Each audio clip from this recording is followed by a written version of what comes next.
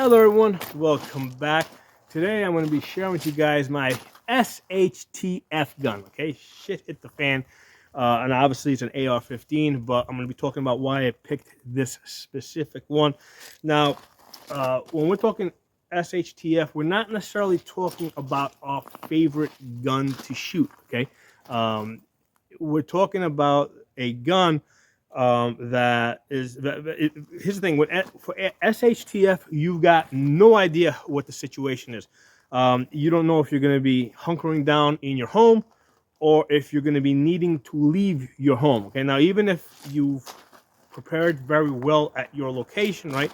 I mean, you could have a volcano that's erupting out from underneath you. Okay, I mean, you got no choice. You got to leave, because that area of the country might get covered in lava. Okay, so we're talking about a situation where you've got no idea how it's going to unfold, where you're going to be going, or if you're going to be staying where you are.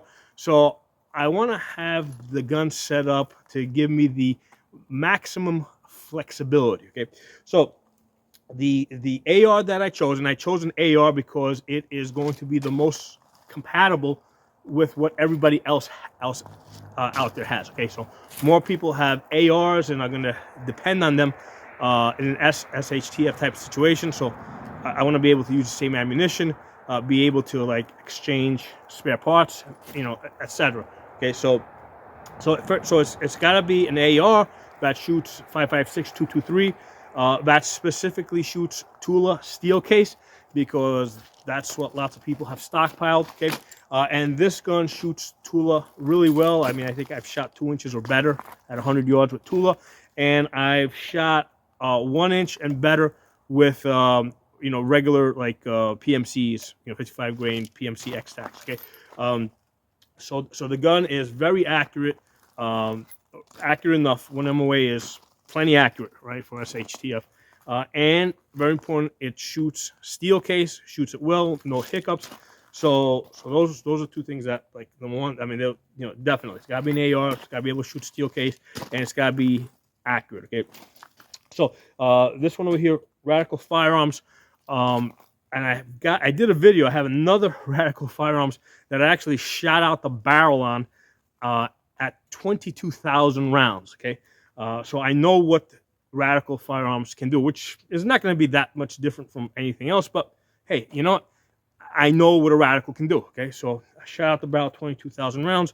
Over 22,000 rounds, I changed 3 trigger groups and 3 parts of the bolt. Okay, broke at different times. Okay, so obviously the trigger group, because trigger groups are graded for like 5,000 rounds. I think I went to like, I was getting about 8,000 rounds out of them.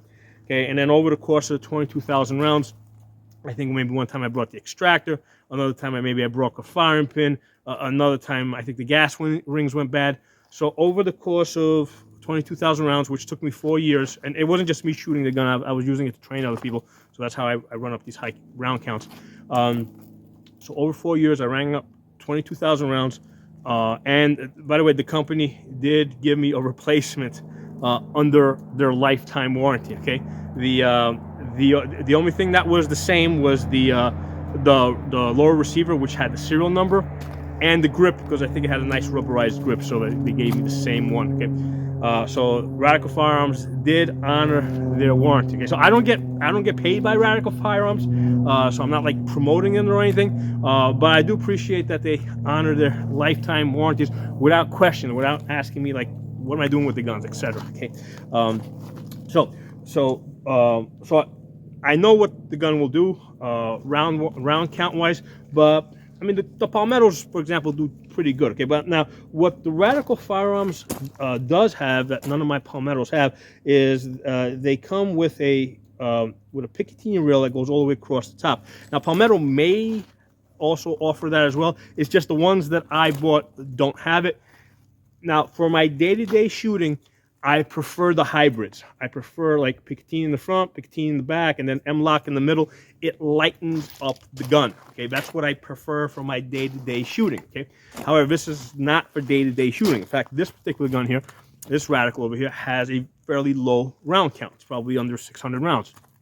Okay, so this is not a gun that I'm just like pounding away at. Like I shoot every once in a while, confirm reliability, etc. But I don't just like pound away with this gun. I want to keep it fairly new. Okay, so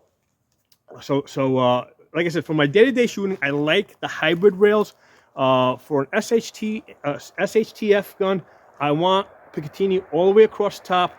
And the thing that this gun has that none of my other ARs have, by coincidence, is that this has 15 inches of rail. Okay, so there's 15 inches of rail, which gives me a lot of real estate to put stuff on here. Now, I got another Radical, which I really love because that one's got a 16-inch barrel, but it only has like a 12-inch rail, so it's really like light. So it's like I got the two extremes here.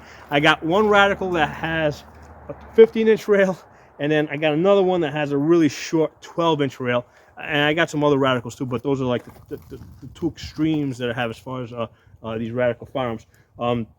So for SHTF, I want rail like that goes all the way out here, so I can load up lots of shit that I'm not necessarily going to be using all the time. Okay, and I'm going to talk about that. Okay, but this gives me the real estate to add stuff if I want to add stuff. Okay. So as far as sling, fast loop sling, this one is from CV Life. Now I've done lots of videos where I talk about the Brash Tactical slings. I like them a lot. The Brash Tactical slings, one of the reasons why I like them is that the fast loop is really fast. Okay, it's fast in. I mean, fast to tighten up, fast to let out. Part of the reason why that's so fast is because the strap is only an inch wide, so there's less resistance in the material. So for like day-to-day training, I like it. However, because the strap is only 1 inch wide, if you're going long distances, especially with a scoped gun, I mean, you can feel the strap digging into you a little bit, like especially if you got like a t-shirt on. So this CV Life fast loop sling, I think is like 1.25 inches in width, so it spreads out the weight a little bit better. Okay, so if you're gonna be walking, you take the fast loop, right? You just cinch it down. It's getting caught up on my hoodie over there. Hoodie. Okay, so you cinch it down, right, and then to retrieve it, you're here. Okay, let that out. You want to do a mag change, bring it up. Okay, so having a fast loop is necessary. Now, when I initially got it, I thought that the fast loop, I mean, it was letting out fast, but it was like when you wanted to take it up, like tighten it up, it seemed like there was a lot of resistance. One of my viewers gave me some great advice. He told me to take some silicone spray and basically spray the strap, and yeah, it works. It gave it a lot more, it's a lot more slippery sliding. Now I'm able to tighten it up faster. Okay, so you got to have a fast loop sling on the gun. It's easy. You need it for carrying the gun. Also, if you're shooting, standing, you can wrap your arm around it and support the gun. So it gives you retention, so nobody can just pull the gun off your body while somebody's fighting with this gun. You're going to your backup gun. So the fast loop is absolutely necessary. Okay. As far as magazines, I love these clear Lancers because I like to be able to see what's in there. I know they make the smoke ones. I like the clear ones because first of all, over time these do get dirty. Okay, so if I start clear and it gets dirty, you can still see what's inside. A lot of people concern themselves with, oh, the other person might see how many rounds you got in there. I mean, if the other person's like an enemy, they shouldn't be that close to you, right? All they should be, I mean, they shouldn't even be seeing muzzle flash. They should just, it should be too late by the time they see the muzzle flash. Okay, so I'm not concerned about people seeing what I got in the magazines. I do keep, so that's 30 round magazine. I do like these 20s. So these are real nice for throwing in your back pocket. Fits in real nice. Also, if you're shooting prone, these are nice. And what I would do is, I would put some match grade ammo in the 20 rounders. That like some 77 grains, which I know will go out to some good distance, 700 yards, 800 yards. And then I would put the cheaper target ammo in the 30 round magazines. Okay, so that's why I keep a combination of both 30 rounders and 20 rounders. Okay, so now let's talk about what's on the gun. Okay, so first thing that you got to have is a red dot. Okay, now the red dot that I have is, actually, let me take this off. So the red dot that I have is the Holosun 503G. Okay, so this has the ACSS reticle. which has the built-in bullet drop compensator, which is great because that gets me out to 600 yards. Okay, it has a bullet drop for out to 600 yards. So now, normally for everyday shooting, I prefer the big window optics like the holosun 510C, and I wish that they would make a 510C that had this ACSS reticle, but they don't. Okay, I don't know why holosun refuses to do it, but they don't. So I had to make a decision. What do I need more?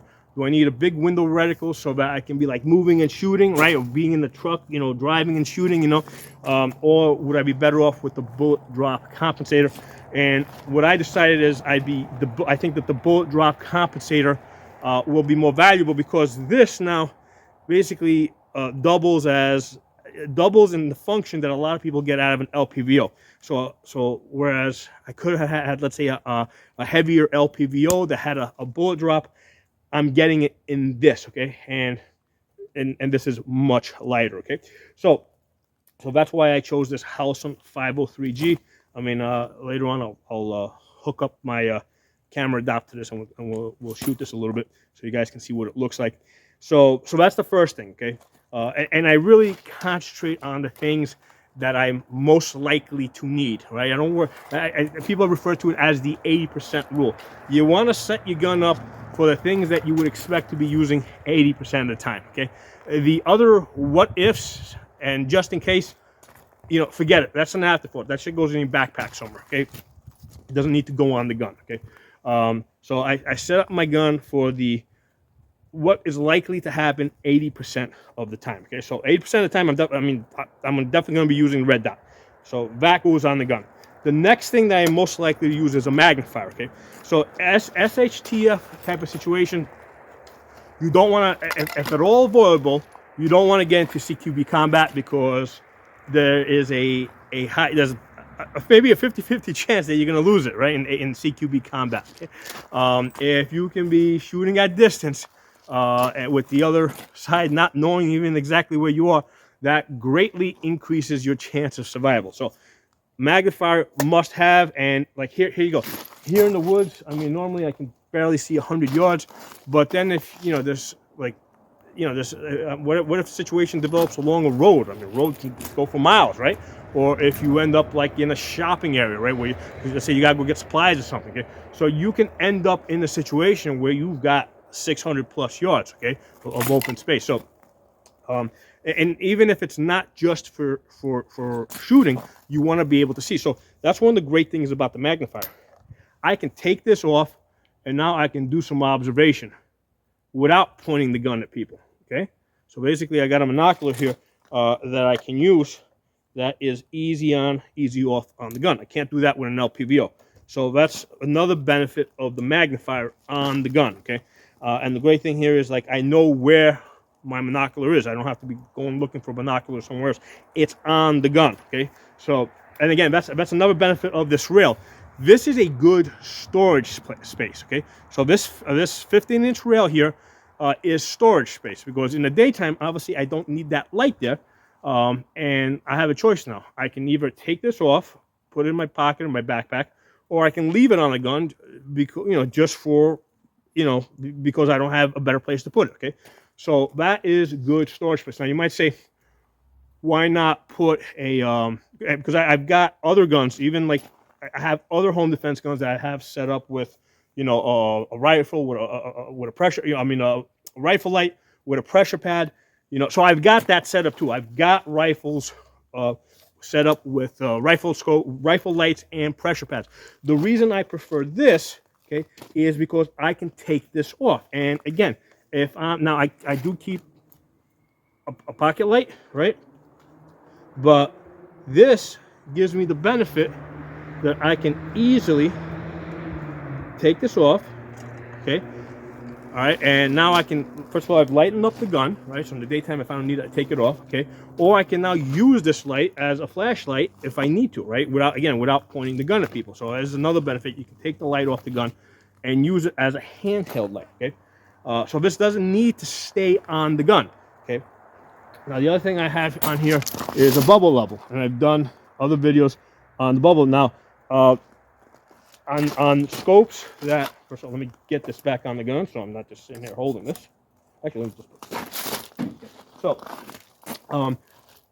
I've again with between the magnifier and the red dot with the bullet drop compensator, I'm set up here for a situation where I can shoot out to 600 yards, and it makes a big difference how the gun is canted. Okay, right? It makes a big difference. And I did a video like if your gun is canted just a little bit, that will move your bullet 1 inch to the left, 1 inch to the right.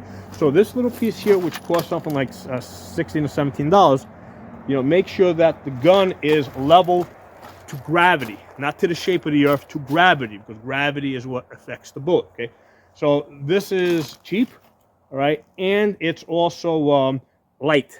So there's almost like no reason not to have this on the gun, particularly on a gun that is set up for distance shooting. Okay, so I just put that way up in the front. If I need it, I need it. Okay, now when I put the light on here, okay, and I was testing this, I was shooting this last night. Hold on, let's get this back on here. This up.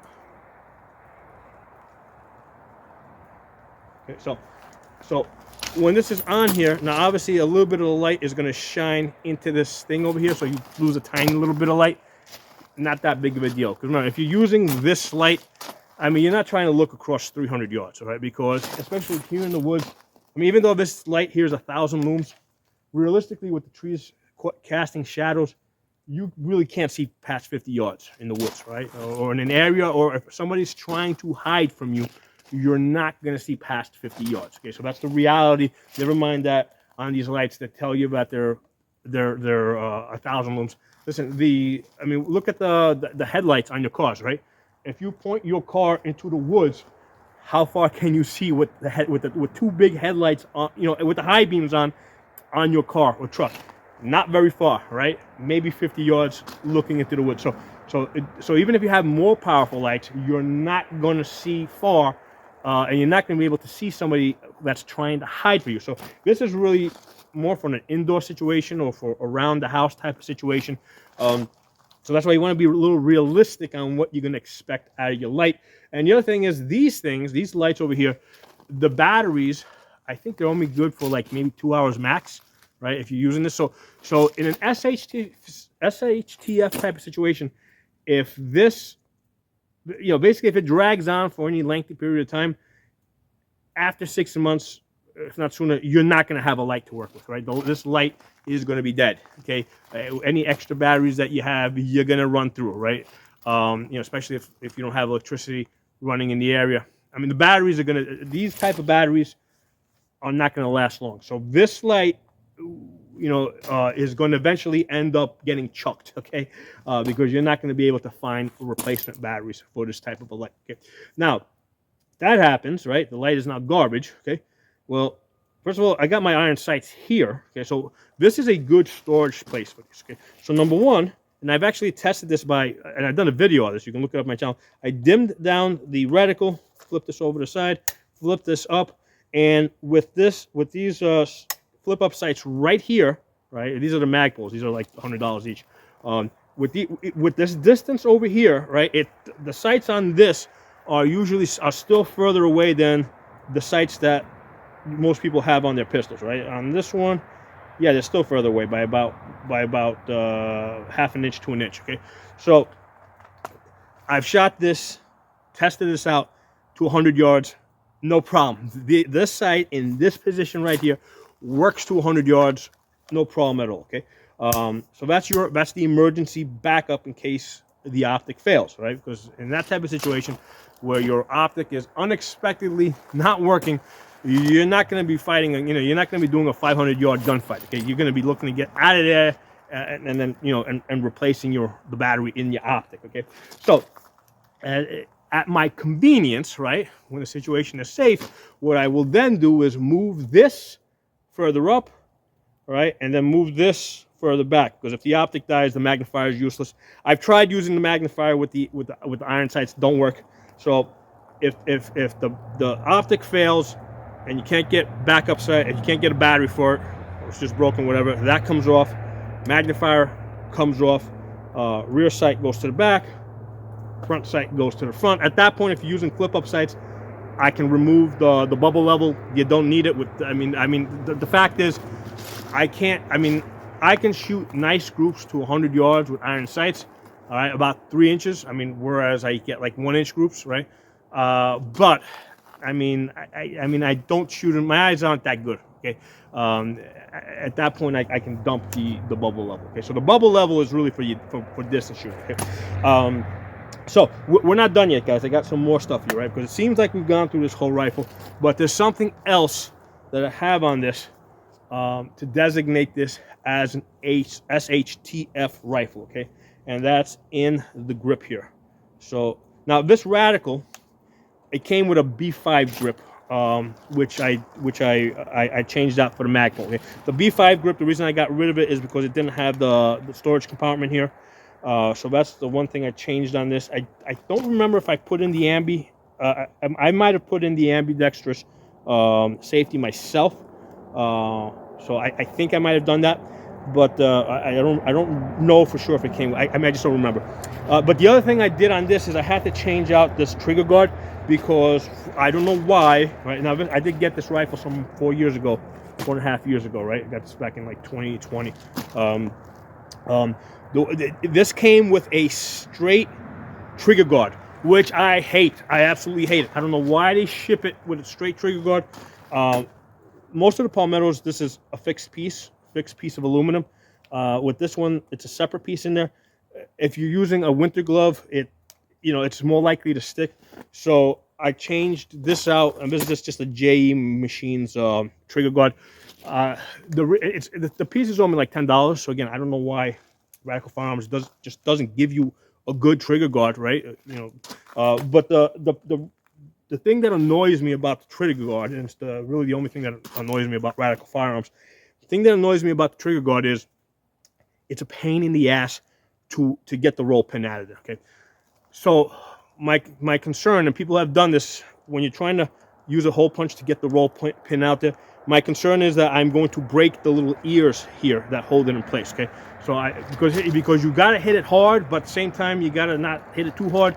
So it usually takes me like half an hour to get that roll pin out because this is the part with the serial number. Okay, so if I break that part, right, if I break the ear off, now the part with the serial number is broken, and I'm probably gonna have to I'm probably gonna have to live with this rifle, okay? Because I don't know, I don't even know. Even if Radical was to replace it under their lifetime warranty, it still has to go to an FFL because that's the part with the serial number. Okay, so I hate changing out the trigger guards because I fear I'm going to break off these little ears here that hold it in place. So that's the only thing that annoys me about this gun. I wish they didn't have the straight trigger guard. Okay, so but anyway, as I was saying, I changed out the grip because I wanted the one with the storage compartment, and you don't want to lose that piece or anything else that's in there.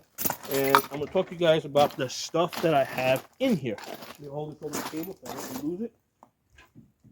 Okay, so first thing that came out is 2 Allen keys. One's a star key and the other one's a regular Allen key. So the star key is for the optic, this holosun optic, the 503G, and also for the magnifier, because there's like a riser that goes into this magnifier to match it up to give it the right height, and over time that can loosen.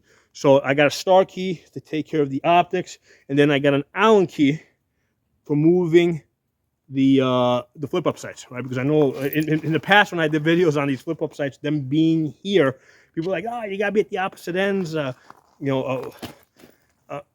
Guys, I got an Allen key. I can move them. It's not a big deal. Okay, so I keep an Allen key there so I can move the iron sights.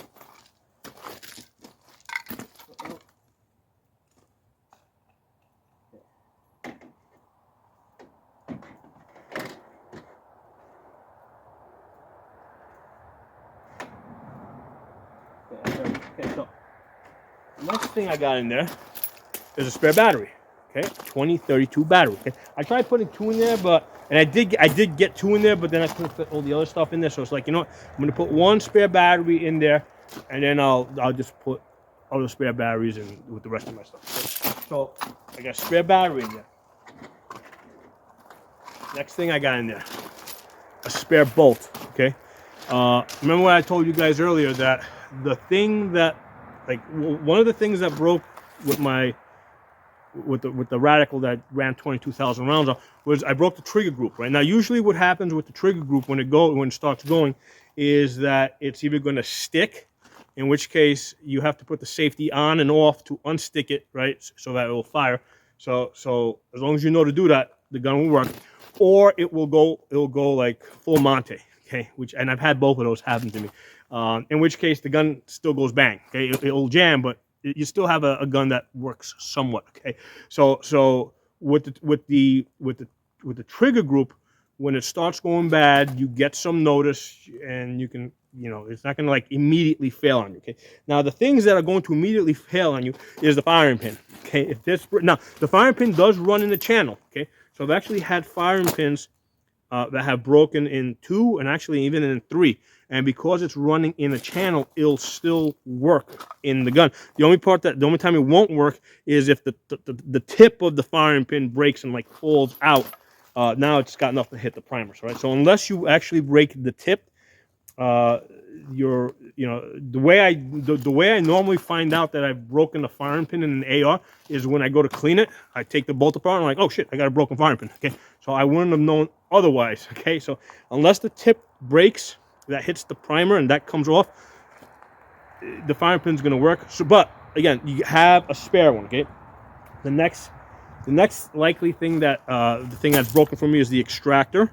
So that's why I got just a full bolt, right? And the gas rings, okay? So these are the other two things I have broken in an AR, like the extractor and the gas rings. So I have it in the bolt. The bolt carrier, it's a solid piece of metal that's not likely to break. I mean, other than the gas key coming completely off.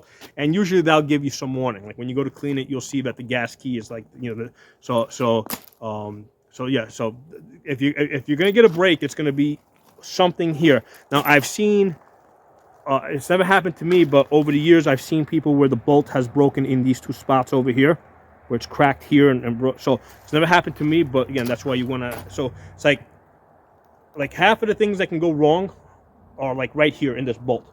Okay, and the other thing that is likely to happen is the cam, and that again never happened to me, but the cam can also break. Okay, it never happened to me, but I've heard enough people tell me that it's broken, that I have one there, and also I got a cotter pin there. Actually, have I broke? Yes, in fact, I did break a cotter pin. It actually just rusted, and but it was still holding the firing pin in place. It was just and it might have been when I pulled it, it broke. But what's more likely to happen is you're just going to lose the cotter that's in the bolt. So that's why you want to have a spare cotter. Okay. So what I'm going to put this stuff back.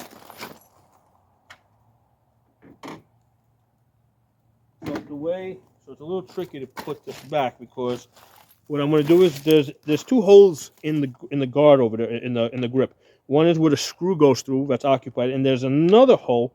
Now, if you put the firing pin in like this, it can actually slide up into the action over there. So you want to put it in butt first, so it goes into that hole. Because if you don't do that, it's going to stick out a little bit, and you're not going to be able to fit the firing pin in there. Okay, so that sits right across like the back of the grip. Okay, so we're gonna get that in there. Next thing I want to do is I want to get the next biggest piece in there. Let's get the bolt in there. Should I do it that way? Now let me put it. I don't want these teeth up against the screw, so I'm gonna put this end in first. Let's do that. Put that there like that. All right. So that's in there like that. There's the bolt. Okay, so there's my cam and cotter pin.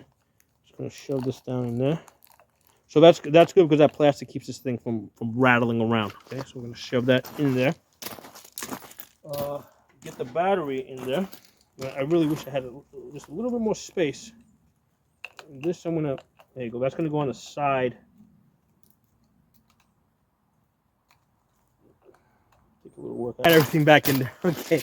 So yeah, the key was I had to get the battery and the cam pin and the bolt. I had to put them together and like press them in like together as one piece. and went in, and then I was able to get the 2 Allen keys in there.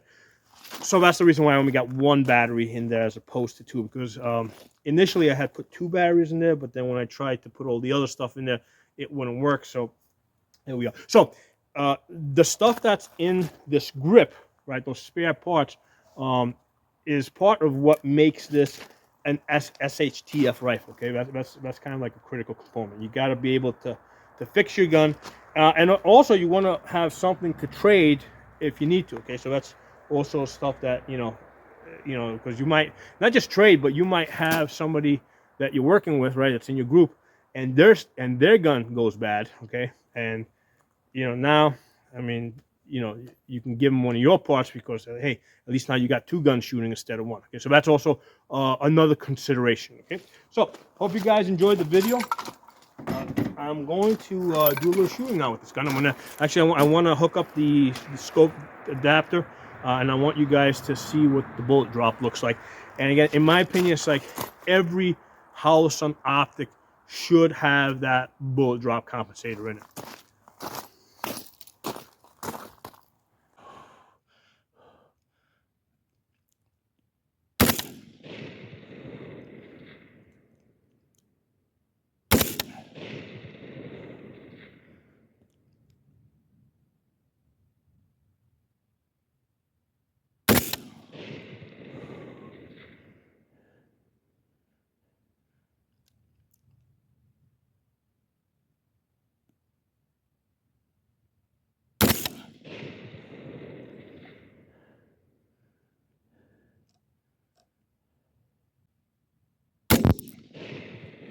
Okay, let's go take a look.